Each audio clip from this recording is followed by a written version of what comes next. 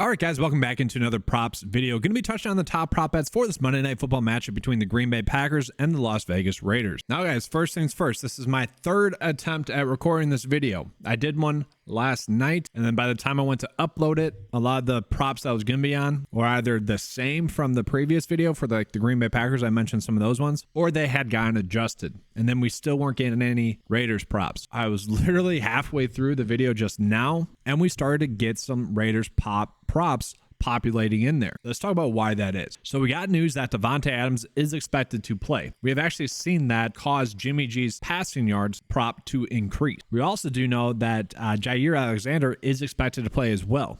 Those were the two biggest news items that I think we needed, not only for this game, but for the props that we wanted to be going in on. Because now we're looking at probably these two matching up, Alexander and Adams, two former teammates. They have a lot of respect for each other. That's going to leave Rasul Douglas maybe going up against Jacoby Myers. To me, if Adams is actually still a little bit banged up and he's going to have the potential to re-aggravate that shoulder injury, that's going to be a worry. But I think we're going to be looking at Jacoby Myers a decent amount today. And then for the Green Bay Packers, what you're going to notice is that Elton Jenkins, their best lineman now with David Bakhtiari not playing. He's out. He's going to be out for the year, maybe even next year.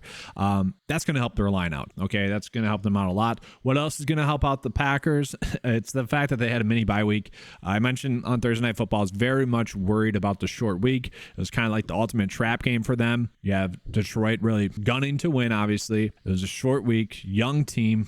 Matt LaFleur has not done well on those short weeks like that. And then they're coming off of that comeback win. It's just very tough in sports. We've seen this time and time again for a team to come and get ready for that. Now I kind of feel like this is the perfect spot for them. Just like literally reverse the negatives from what I thought Thursday Night Football would happen. And that's what we got this week. Like, I'm expecting this spread. I'm expecting the Packers to kind of dominate, which let's just talk about. This would be super annoying if like Vegas is wrong again with the spread for the third straight primetime game this week. That'd be annoying. Like, literally, the two games that Vegas was off against were Thursday Night Football and Sunday Night Football. Those were their two worst games that they just got flat out wrong. We are obviously making prop bets based off of that. Now, yes, we can find slight edges here and there, but for the most part, we are always going to be going off of what Vegas thinks is going to occur because they're going to be correct more times than not. And that's what's going to lead us to a profitable NFL season. That's going to lead us to profit in the long term. That being said, I do think the Packers are going to be able to win this one. I do want to start out with the Green Bay Packers props just because, like I said, we just started to get some of these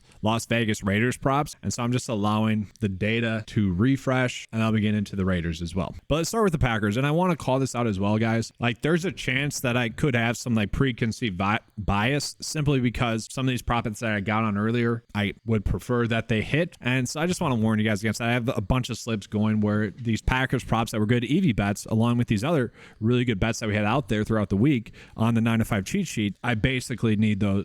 I don't want to say need, prefer those to hit. And so there's a bunt, right? And so I'm not saying it will, but maybe there is a slight bias there. Just tossing that out there. And obviously I'm a Packers fan as well. But looking at it right now, I want to pull up the snap share from last week because I do think that that's going to be important. All right, so last week against Detroit, it was a short week. We know that. We saw Christian Watson ended up playing 45% of the snaps, which to me, that was basically expected. I had mentioned that I thought he'd play about the same snaps that Romeo Doubs had played in week one. And now, given the fact that it's kind of a mini bye week for them, I'm kind of expecting Christian Watson to play closer to 80% than the 75% that we saw Romeo Doubs play. And now, why am I comparing those two? Well, they were both nursing hamstring injuries. Okay, we don't exactly know when Christian Watson's popped up, but typically speaking, the Green Bay Packers are going to operate off of a 4-week injury window for hamstrings. And so that should actually make you a little bit concerned about Aaron Jones maybe being 100%. But with Aaron Jones, we know that he's not going to be playing like 80% of the snaps. With Aaron Jones snaps, we're going to be seeing it basically be 50 to 70, maybe 75. They're going to cap it there because, well, things like hamstring injuries. He's someone that's a little bit more prone to injuries. I also want to call out the snaps for Wick. He's been someone that was a little bit of a surprise, I would say. Now, my question is, why were his snaps this high? Was it because of the game script? Obviously, they were behind early and often in that game, so they're passing the football. I do think that's partially why he was on the field a lot, and also because, well, they're still kind of capping Watson's snap share. I expect this number to go down. I'm kind of expecting him to get closer to maybe 40% of the snaps, like taking over for Torres' role there. But even still, if he's playing 40% of the snaps still. Like, that's going to be interesting. Now, I will say, if they're playing with the lead, we're not going to see a lot of 4 receiver sets. We're not going to see them probably rotating receivers in as much. That would be some caution that I just want to present. We are going to expect Dobbs to play about 85% of the snaps. Do still expect AJ Dillon to play 40% of the snaps, even though he's looked terrible. And we are going to get Luke Musgrave back. Guys, Luke Musgrave was playing 87% of the snaps, was well on his way to a good game, it seemed like, against Detroit. And so that's interesting. Now let's just go ahead and take a peek at the props that we are getting for the Green Bay Packers. And so we are getting a lot of receiving yards props here, okay? For Christian Watson, I already showed you guys, like earlier on this week, I mentioned Christian Watson at 38.5. That is just too low. That is something that he could end up getting just by himself, one catch. And sorry, what I mean by that is, like, if they do a design screen to him or one of those little front end shuffle passes, like, that's what I mean. He could get that, like, kind of by himself. At the same time, like, it's just, he's a big play receiver.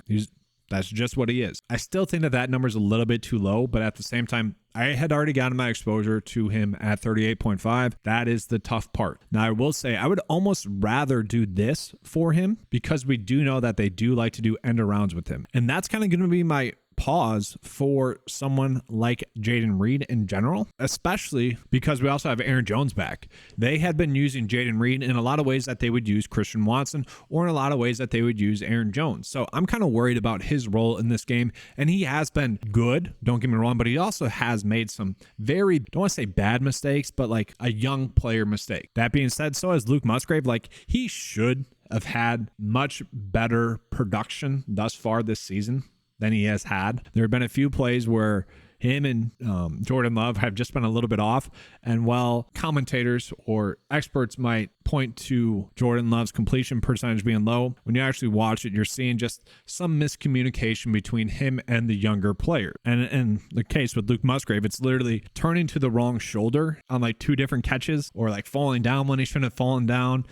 Just little things that will get cleaned up, and you know that will and eventually get cleaned up. But when we look at the props for this game, guys, we're not getting that many good ones. Like, we're just not. I have the PrizePicks cheat sheet pulled up right now. Jaden Reed, the sportsbook line is heavily favoring the under at 3.3 on average. And so at 3, it's still looking like the under. And this really boils down to, where does Matt LaFleur see the weakness in the Raiders? Who is he designing the plays for? And personally, I think those are going to go to Christian Watson still. Really like his talents. Feel like he's kind of being slept on. Like, it just would be shocking to me if we do not see like at least one receiver screen, at least one shuffle pass to him, and then obviously some down the field targets. And it just matters of whether or not someone like Jordan Love is able to hit him on those downfield targets. Now, Jordan Love's rushing yards, this number has continued to go up as the week has progressed. I don't think we need to touch that one now. Dobbs receptions, you would think he'd be able to get this over, and at 3.5, they are heavily favoring the over. And now we're seeing it kind of being favored as a push, I would say, more or less, at 4. And I just want to pull up his game log for you guys. Like, he has been getting targeted heavily. That's because he's not leaving the field. And it's kind of a little bit based off of necessity. Obviously, these 2 games they were down in, and it's not like he's looked bad. He's looked good. And so I do expect him to probably get 4 receptions in this game, but also Christian Watson will be the receiver number 1. That just seems to be a matter of time. And so sure, if we want to push, we could do that, but all in all, like, it's not looking like a great one. Aaron Jones receiving yards, you guys already saw. I had it at a lower number. 17.5 just kind of feels like a stay away, and you never know with him. He's the biggest question mark. I mentioned on yesterday's videos, George Kittle, you can't really trust him for DFS purposes. He makes a lot of sense as a captain's play because he could end up being the highest score on the slate, but he also could just not be a part of the game plan as much. So in a way, that's Aaron Jones. You're more or less just betting on those big plays being there on his 15 or so opportunities, maybe 12 opportunities.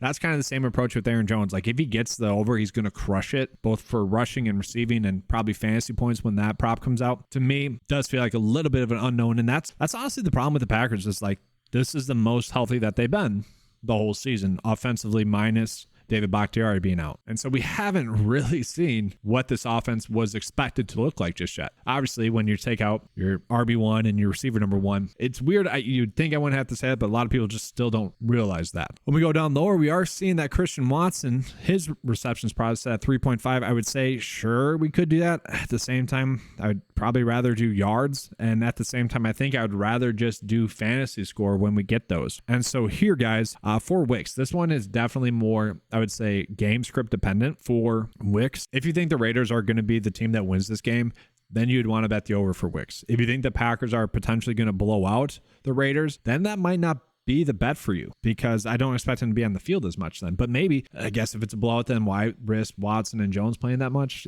That's the tough part. And so, guys, now we go ahead and look at the lines that we were getting for the Las Vegas Raiders, and we're going to see they are pretty tight. This one I find to be interesting. I'm probably not touching it, but it is currently looking like it's our best EV bet for Jakobi Meyers to get under 4.5 receptions. And I say I don't like that because you look at the 2 games that Jimmy G was the quarterback in, 12 targets, 10 targets, 7 receptions, 9 receptions. Last week, obviously, they had Aiden O'Connell at quarterback. Literally looked worse than Nathan Peterman in his first start. Kind of worries me. Like, why is Brian Hoyer even on the roster if they're running out Aiden O'Connell there? Now, Jakobi Meyers did probably have another catch in this game. It was kind of a weird play. I was surprised it wasn't ruled a catch. Probably add on like 25, I think, more yards, maybe 30 more yards and another catch there. So definitely a little bit closer than it seems like. Game script wise, I personally think the Packers are going to win this game. So I do think that the Raiders are going to be playing from behind a little bit. But given the fact that we're going to see Adams and Meyers on the field at the same time, I do think that we are going to see probably a little bit more easy targets go to Jakobi Meyers. So maybe we're looking at the over receiving yards rather. Because if you do include that catch that he had, that should have been a catch. I mean, it was a great play. That then line that we're getting for him for his receiving yards is going to be a much more appealing prop. Now, this line did open, I think, at like 47.5, like literally as I started this video, and is now up to 50. It's unfortunate, but I still think I would probably be favoring the over. But as we can see, we're probably not going to be getting that many great lines. Now, this line for Jimmy G is fascinating because this line has went up, and I didn't think it would. I thought like we had Jimmy G's line throughout the morning, and it went up. And why I think that's interesting is because Devontae Adams was ruled active most likely, okay, but so is Alexander. Like, I would say those two kind of negate each other. And so the line that we were getting for for Jimmy G should have been probably about the same. And we look at it, 2 games, or I guess 3 games thus far, he's only gotten the over once. And if you look at the weakness of the Packers on paper, it is against the run. Like, Josh Jacobs should be able to go out and have a really big game, but it just hasn't been there. The running lanes haven't been there for him. And if you were listening to any of the pressers for the Green Bay Packers, which you probably weren't, I was, because I'm a Packers fan, so it makes sense. But Matt LaFleur pretty much said what every Packers fan has been thinking for the last, 20 years. It's like he was referring to his time being the Green Bay Packers coach. It's like, we keep having the same mistake, and it's insane that we can't figure it out.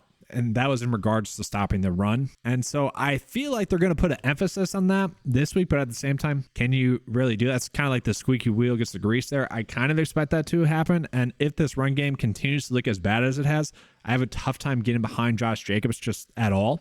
He has looked good. Don't get me wrong. He has not really been the issue. But when we look at Josh Jacobs' production, especially in the passing game as well, like if you're looking at total yards or maybe receiving based prop for him, I worry because last week he had a big game with Devontae Adams dealing with that injury. And then in week 2, when we saw that Jakobi Meyers was out, we saw him get 6 targets, 5 receptions, 51 yards. I do think that there's some sort of correlation there. So I'm more betting on probably Josh Jacobs and Adams rather than, I'm probably betting on Jakobi Meyers more than Josh Jacobs, and Devontae Adams probably more than Josh Jacobs. Now, I do want to look at the snap counts for the Las Vegas Raiders because it's interesting. Okay, so looking at it right now, yes, we know Meyers is going to play a lot. We know Adams is going to play a lot.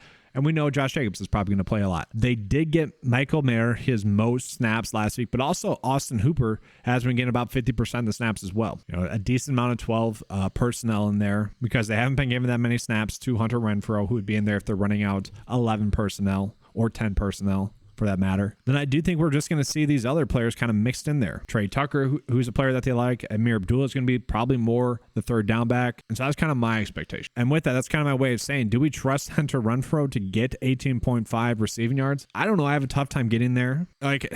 Like this one with Josh Jacobs, I would say I'd probably rather bet the under. At the same time, this is one where if he could go for 120 rushing yards, it's tough. I still think the Jakobi Meyers prop, and obviously it's going to be a much better bet on one of the sports books where it's at 49, and they're basically valuing it as a 50-50 push. I think that makes for a better individual bet than a PrizePicks bet, and that's really all the bets that we have on this slate. That's the most difficult part. That's the part I'm having trouble with, is that every single bet that we have on this game without the fantasy score props, without getting those just yet, are going to be better bets on the sports books than they are on PrizePicks. Because with PrizePicks, we are trying to game the game. We're trying to find the best EV bets that give us a guaranteed profit in the long term. I shouldn't want to say guaranteed profit, but we can project a profit in the long term by chasing those good EV bets. And I do want to look at Underdog just real quickly, seeing if we are getting any bigger edge there. And so pulling it up for underdog specifically, you know, if you are trying to bet the over passing yards for Jimmy G, it'd be a better bet on underdog where it's 41 instead of 42, 242 or 241 and a half. It's up to you guys there. Receptions props for Devontae Adams. It feels like if we're doing the under here, like kind of the data's telling us to, then you'd probably want to do the over receptions maybe for Josh Jacobs, but definitely for Jacoby Myers. We look at Jimmy G passing TDs. That's not exactly one that's popping up, which kind of makes sense given how bad the Packers have been against the rush. You do kind of expect them to more or less, if they're going to be scoring that many points, have a couple of touchdowns, I would say, rushing rather than throwing. You never know, though. It could be a goal line rush for Jimmy G as well. Jaden Reed, we're looking at the under receptions there. Christian Watson, still a decent over bet receiving yards.